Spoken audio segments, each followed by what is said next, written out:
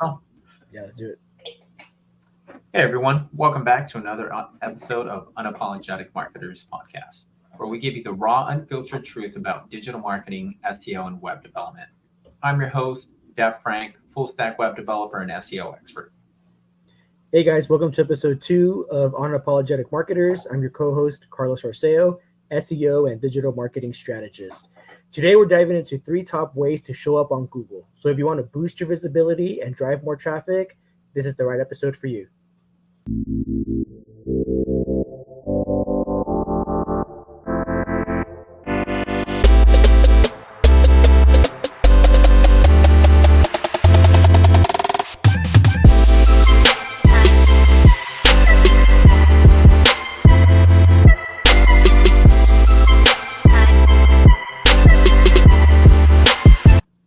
That's right, guys. Today we're going to be talking about the top 3 ways you can be ranking on Google and, listing your business website on there to increase your visibility, get more web traffic.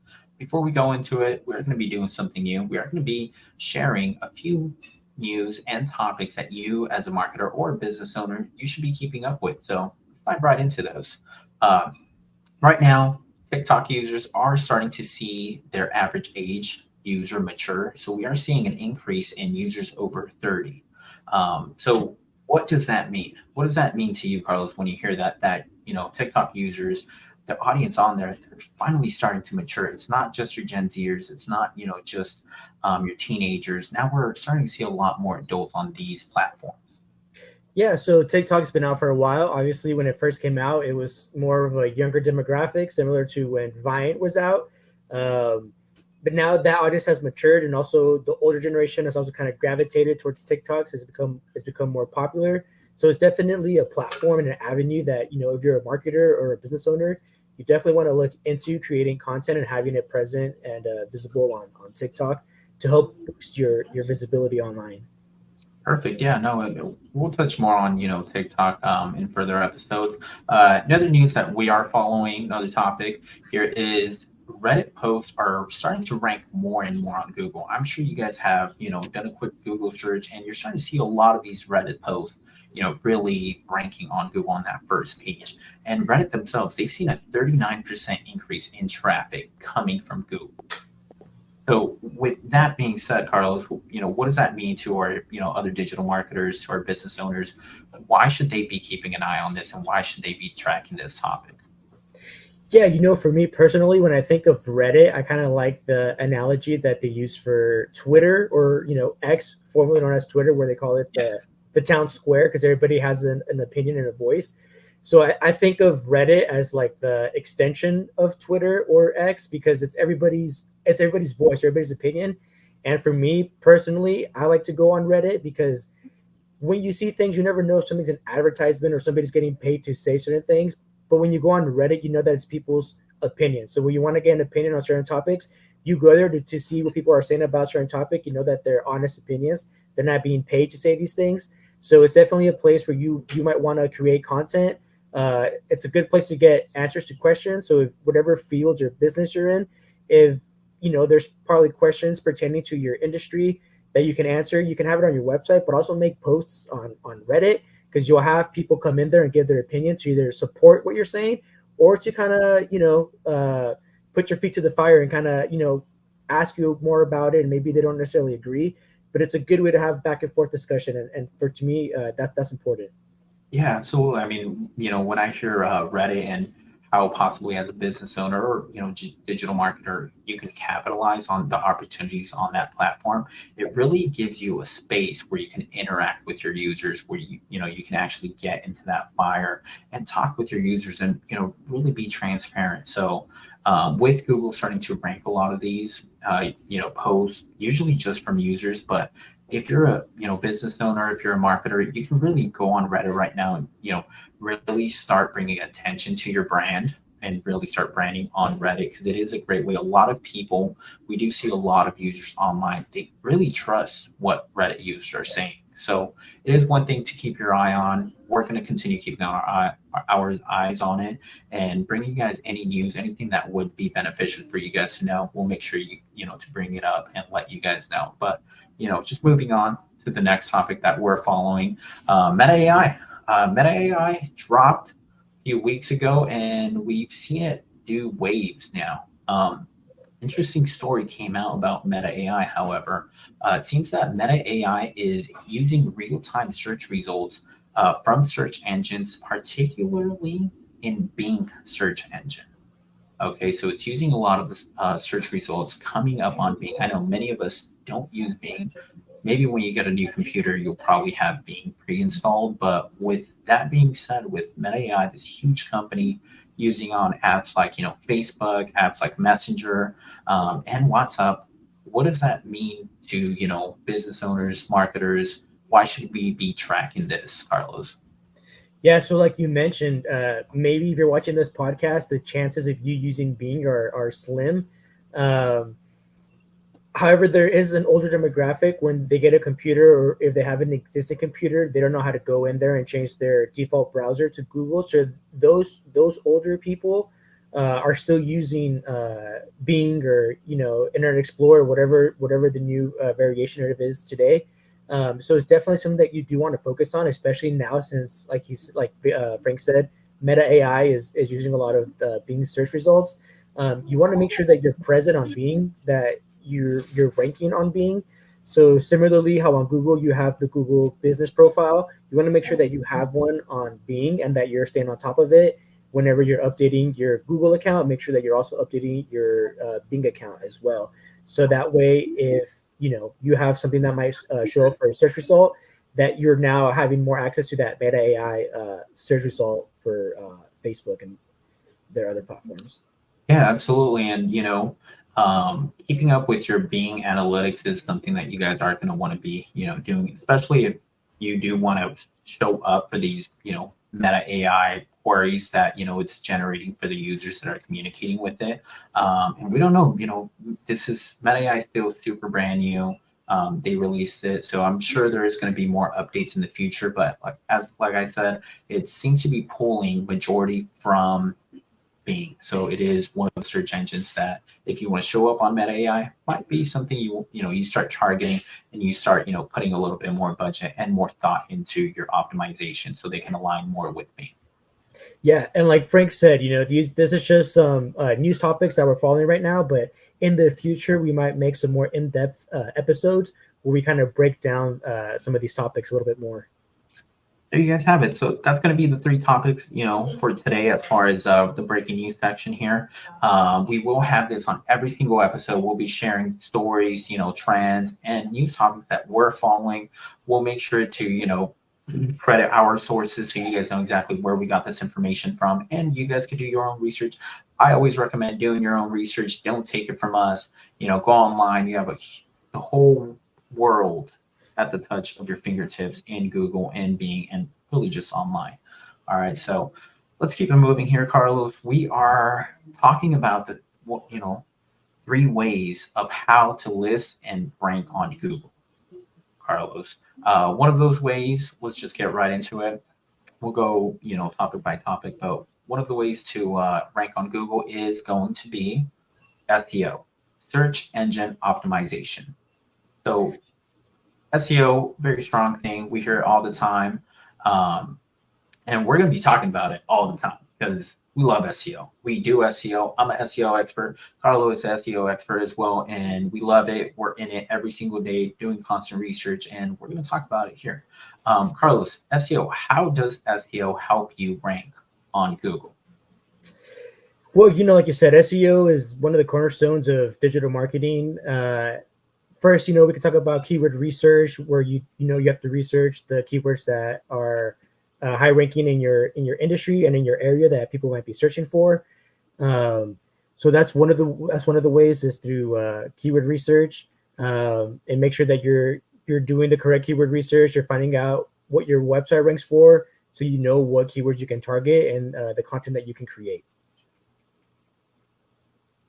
Perfect. Yeah, no, absolutely. So keywords, and really when, we use a lot of terms that if you're someone new in the digital marketing landscape, maybe keywords don't make much sense to you, but make sure you guys follow along. We'll be breaking everything down. Another way that, SEO can help you rank, it's going to be through quality content. Okay, we hear quality content is one of the biggest things that Google is really favoring right now. They want to get the user the information they're looking for.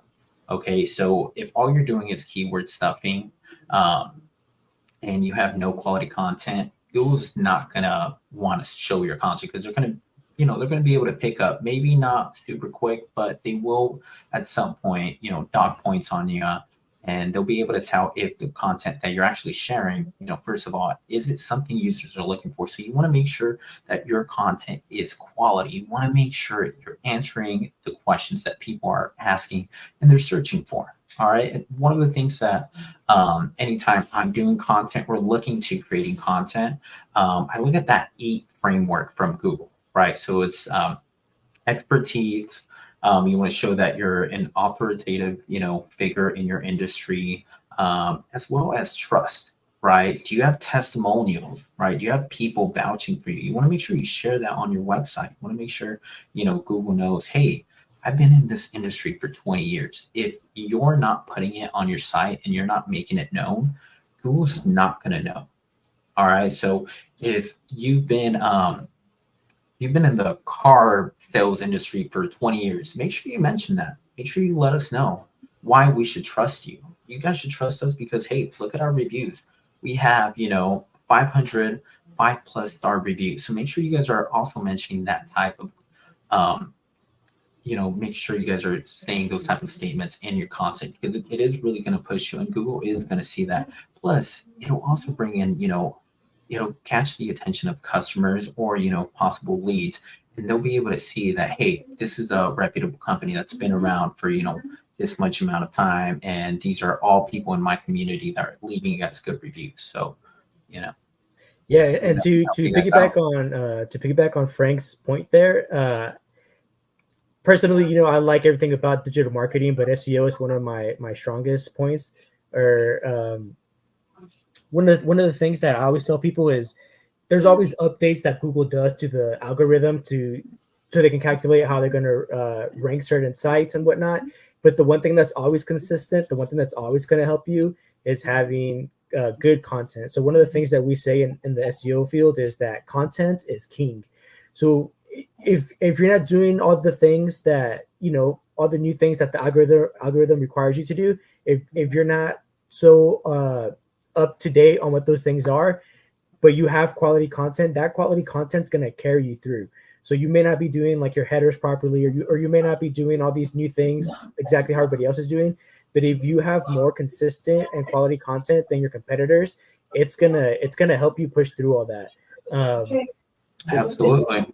It's one thing that, as far as quality content goes, it's kind of like you want to be almost like a textbook, like a book that some college student might pick up at a library for your field. So whatever you are, you want to have as much content, answer as many questions, break everything down as thoroughly as you can, make it short and sweet.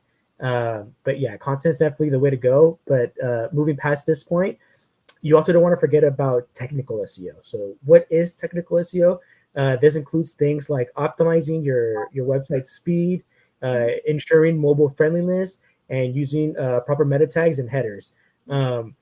One of the things that kind of goes back to the 3 points that we talked about earlier, as far as like news with Reddit posts and TikTok, is that the demographics getting younger. So a lot of this younger demographic is going to be on their cell phones. So definitely make sure that you have mobile friendly websites. So when people go on there, they're more likely to stay on it because it looks attractive, it's not buggy and stuff like that. Yeah, absolutely. And you definitely, one of the most important things is definitely going to be site speed when you're talking about technical SEO. None of us want to wait a whole minute, even 30 seconds or even 10 seconds is too long. If your website is not loading quick, more than likely, I'm going to back out. The next person's going to back out. And if you're listening to the podcast, you're probably going to back out because none of us want to wait. All right. We're all very spoiled with today's internet capabilities and how fast everything is. And if your website isn't up to speed with that, your rankings will definitely be hurt by it. And, it's just going to be poor user experience, right? We're going to be waiting so long for your website to finally load. And at that point, we forgot what we're looking for. So we go back on the search results and we just go right next to the, the next option. Um, the next, we're keeping these a little short today, guys.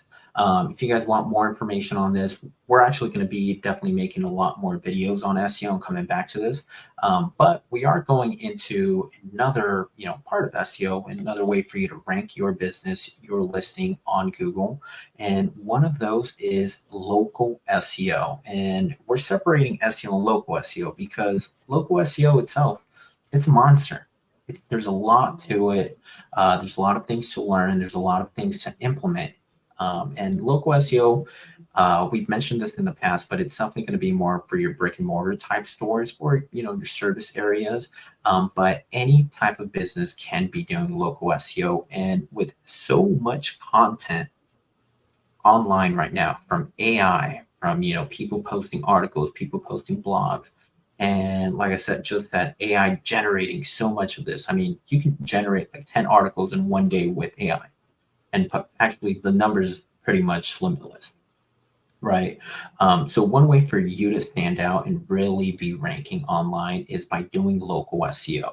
All right. Google is going to majorly give you extra points and favorite those by proximity. So if you are not owning your own backyard, you're missing out on local SEO. So on your website, on your business page, you should let it be known what service, what area you're in, what area is your service. So Google knows to show you for that exact area. So if you're in New York, you want to be, making sure that on your website, you have at least a page that shows that you're in New York and you're offering these services in New York or, whichever location you're in. But that's, what I have to say about local SEO. Carlos, what are your thoughts on local SEO? Maybe why some of these businesses should be doing with local SEO. And yeah, so if you watched episode 1, we talked about it a little bit, and I definitely talked about the difference between SEO versus local SEO, and maybe that's an episode that we'll do later where we'll go more in depth and we'll show you examples. But it's like Frank said, especially if you're brick and mortar, you definitely want to be you definitely want to be the top guy in your backyard. If you're not kicking butt in your local area, it's not going to be that helpful that you're doing okay in SEO if you're brick and mortar and you're not paying attention to your local SEO. It definitely takes a little bit more strategizing because, like Frank said, if you're in a certain location, so let's say you're in New York, right? Let's say you're some kind of company that you can service all of New York. But what if you're a brick and mortar where people have to come to you, but more specifically, you're in Manhattan? Well, now you got to not only target New York, but more specifically, you got to target the people in Manhattan because that's probably the people that are going to come to your, whether it be a coffee shop or barber shop, mechanic, dental office, whatever. If people got to come to you, you definitely got to target local SEO. And like I said, it's a little bit more nuanced than just regular SEO. You definitely have to have more strategies, but it's definitely something that if you are brick and mortar and you need people to come to your doorstep to do business with you, it's definitely something that you got to take care of. Yeah, no, that's absolutely correct. And, like I said earlier, Google truly really favors proximity. So make sure you take advantage if you're a brick and mortar, company, or you have a specific location you're in. Make sure you take advantage and, let it be known on your website that you're in that area. If you're doing local SEO, you definitely want to be on Google. Have your own Google business listing. So make sure you go on there, make sure you claim it. If you haven't claimed it, it might already exist, but you need to claim it and you need to update it. Make sure you give Google all the information it needs so then that Google can go ahead and provide that information to people that are looking, for your service or for your product. I know we talked about Bing a little bit earlier, but, there is also Bing Places on Bing, so which is pretty much the equivalent of Google My Business on Google. So you want to make sure you set that up as well. And you're constantly, making posts and going ahead and updating it. Most importantly, make sure the information on there is correct. Make sure your hours are correct. Make sure your address is correct. Make sure your phone number is correct. You don't know how many times I've seen to where I see one of these, Google posts, and I'll see that the website is, incorrectly, formatted. So it just sends you to a 404 page, or sometimes they don't even actually put the phone number in correctly. and then it just won't rank or it'll give you an error. So make sure all this type of information is 100%, consistent and correct on those listings. That's what, and like I said, we'll be coming back to these, making videos a lot longer. For now, we're just touching up on these. That way you guys know the top, 3 ways that a lot of marketers, really approach this on getting listed on Google. But let's go ahead and move on. And I know we've talked about SEO and local SEO so far, Carlos, and these are really 2 strategies that may not be the fastest. If you're brand new, these 2 strategies, they take a little bit of time. I know a lot of experts will say, it takes about 6 months for you to see any real results, sometimes longer. Sometimes, of course, if you have absolutely no competition, a lot shorter. But most of the time, all we hear all the time is SEO, local SEO in this case as well. It's a marathon. It's not a race, right? But if we are racing, one of the ways that you can get listed on Google very, very quickly is by paid search or pay-per-click. Carlos, you want to talk about this a little bit and how business owners, marketers can really leverage pay-per-click model to be shown on Google? Yeah, so as I talked about in the previous episode, right, where SEO is kind of like going to the gym and trying to get in shape, where you have to be consistent, you have to put in the work, and it may not always be fun, but eventually a few months down the road, like how you stated, maybe about 6 months, even in the gym, you'll start to see results. Well, if you want the shortcut, the easy way out, that would be PPC, which means pay per click. And that's kind of like if you go to the surgeon, you get lipo, you get the fake muscles and all that stuff. It's good in the short term, but the thing is that for you to keep those looks, you got to constantly go to the surgeon. You got to constantly do visits to him, right? So that's what PPC is like. You set a budget, and then it's almost like the stock market where the more money you have, the better. So if you have competitors and they're buying because what you do in pay-per-click is you're buying basically like search terms, right? Keywords that you want to rank for.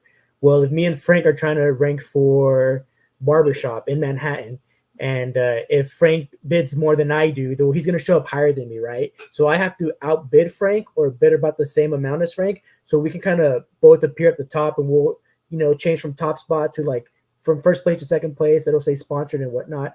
But the thing is, if Frank for whatever reason stops paying his budget, and I keep paying, well then I'm gonna appear, right? I'm gonna outrank Frank on the paid search results where it says sponsored.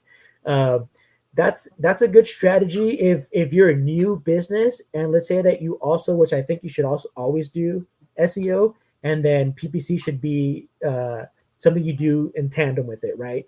SEO always do, but like if you're a new business, say you're a new barbershop, a new pizzeria, whatever, and you are doing SEO, but you don't want to wait the 6 months necessarily, and you have a little bit of money to play with, definitely do PPC. PPC is going to help you rank fast. It's going to help you get in those people into your business.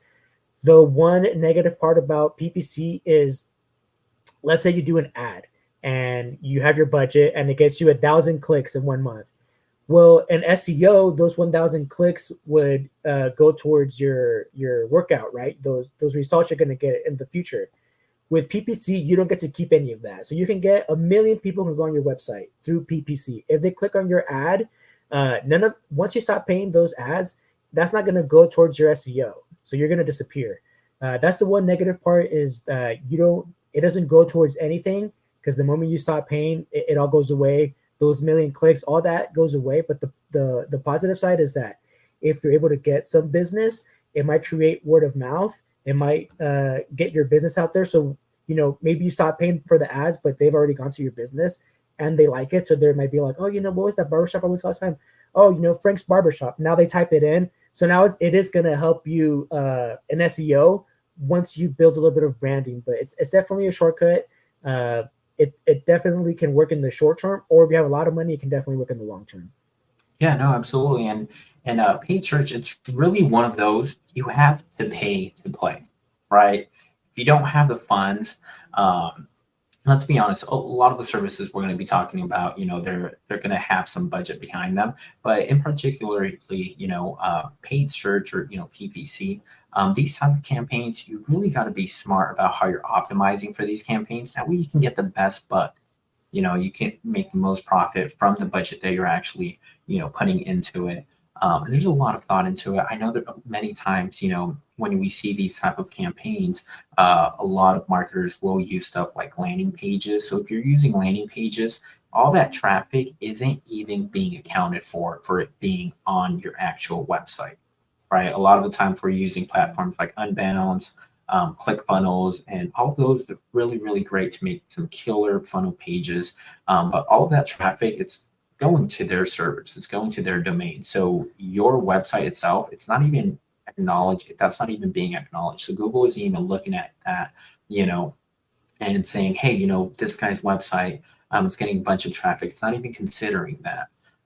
But there's really no wrong answer here, guys, and want to make sure paid search, it's a great form to get your business up and running and really push it as much as you guys can, right? So if you have that budget, if you have the funds to really do a killer paid search campaign, it can really, really benefit you guys as it gets you in front of the users, and you'll be able to target the exact audience you're looking for, right? So you really be able to get in front of so many users. There's also, there's paid search. There's also the paid social. So it's the same type of concept. You're going to be paying, to be in front of the eyes of the users that you're targeting. But these are, the three top ways that, you'll be able to rank on Google. There are some other forms to rank. Today, however, we were only talking about SEO, local SEO, and paid search. All of these are really, really great. We always recommend doing your research, really going into it. If you guys have any more questions on this, make sure you guys ask in the comments. Make sure you guys let us know. We're always going to be doing a lot of high quality content, great content that's going to be answering many of the questions that may arise from you guys listening to this. Carlos, you have, more input on this, more input on SEO, local SEO, paid search, how they can really capitalize on these products that are out right now?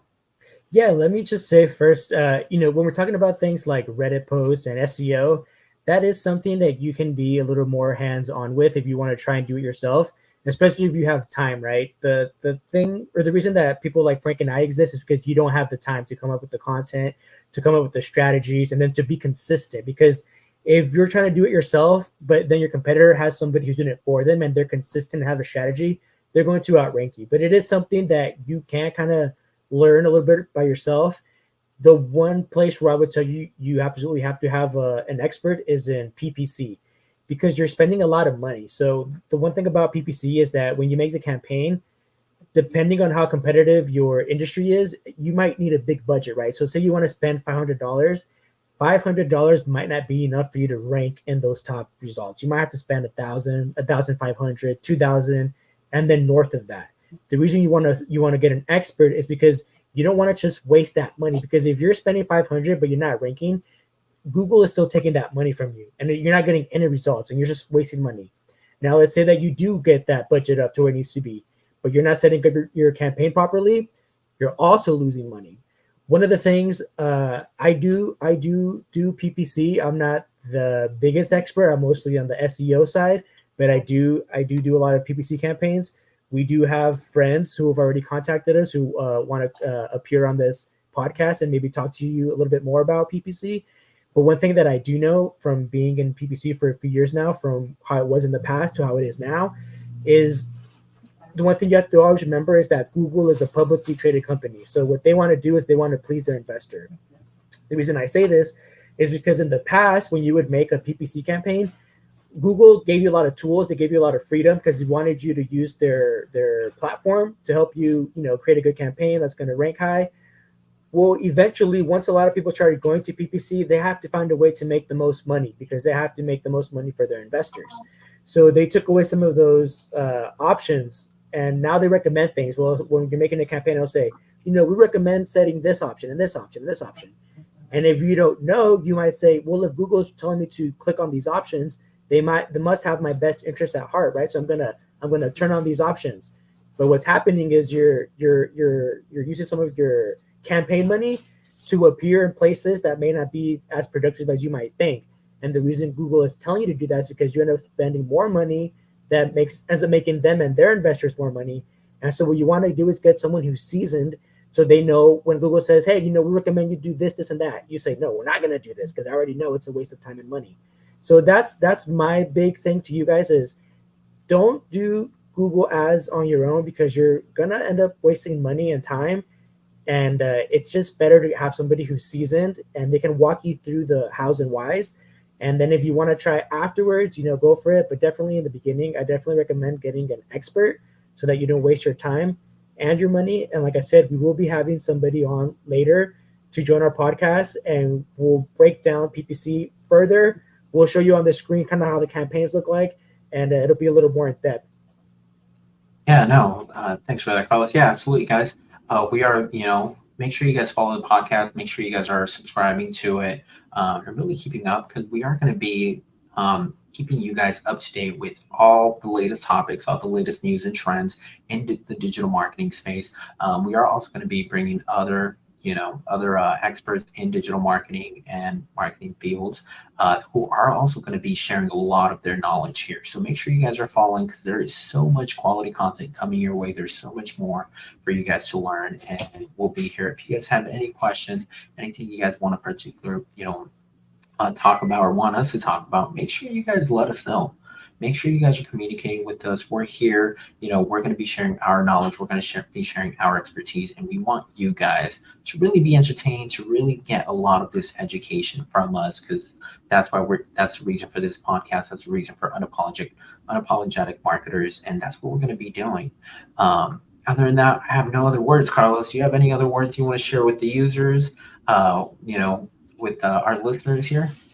Yeah, I think to make it more entertaining and give people more information, if you have a business and maybe you're shy, you don't want to necessarily shout out your business, at least mention hey, what if I'm a mechanic in Des Moines, Iowa, or whatever. Give us some examples of a business in certain locations, and let us know what you would want to do. Let's say how would you rank for local SEO, or how would you do this? So we can kind of go on the internet, look at things, and we can break it down for you, give you strategies, maybe even audit a website. We can go through it, me and Frank, and say, this is what I like about this website, about the user interface. This is maybe what I recommend they should do.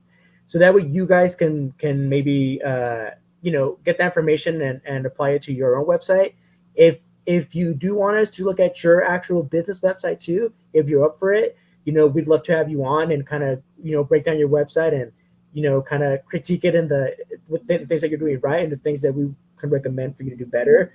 We can look at your competitors and kind of help you understand why they might be outranking you, things that you might be able to implement in your own business.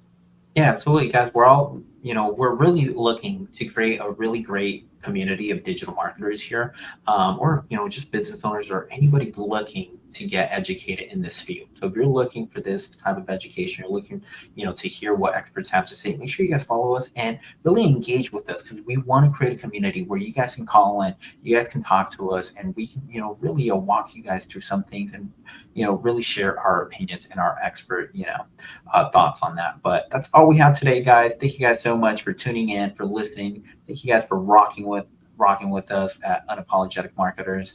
My name is DevFrank, web developer and SEO expert, signing off. And I'm Carlos Arcel, SEO and digital marketing strategist. See you guys next time.